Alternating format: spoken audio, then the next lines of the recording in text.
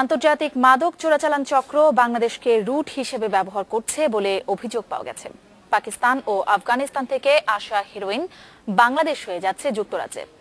সর্বশেষ আটক চক্রটিকে জিজ্ঞাসাবাদ করে গোয়েন্দা পুলিশ এসব তথ্য পেয়েছে।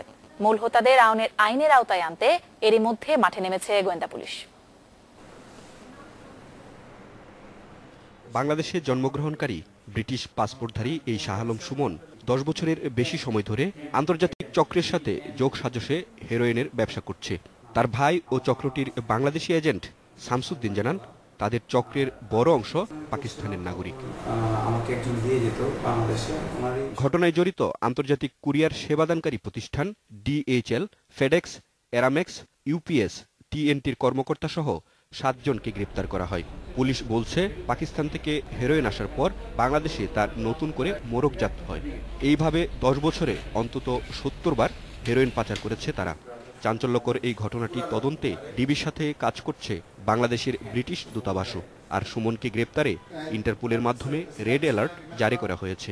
বেসিক ইনফরমেশন নিয়েছেন কারা বাংলাদেশ থেকে এই কাজের সাথে জড়িত ছিল এবং লন্ডনে বসবাসকারী ওই হোতার নাম, তার পাসপোর্ট নাম্বার ইত্যাদি নিয়েছেন এবং উনি এখান থেকে ইনস্ট্যান্টলি তাদের নতুন পাসপোর্ট এবং হোয়ারএভার্সগুলো জেনে আমাদেরকে তথ্য দিচ্ছেন। যুক্তরাজ্যে বসবাসকারী চক্রের মূল হোতাদের গ্রেপ্তার ও আন্তর্জাতিক চোরাচালানের পুরো চক্রটিকে শনাক্ত করতে ডিবি পুলিশের সাথে কাজ করার কথা জানালেন ব্রিটিশ দূতাবাসের এই কর্মকর্তা। বাংলাদেশ পুলিশ বড় সংঘবদ্ধ অপরাধী চক্রকে আটক করেছে।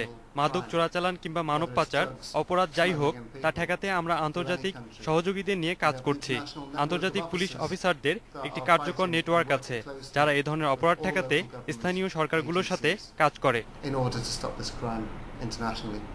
পণ্য বহনের নামে কুরিয়ার সার্ভিসের মাধ্যমে এর আগেও হেরোইন পাচারের ঘটনা ঘটেছিল।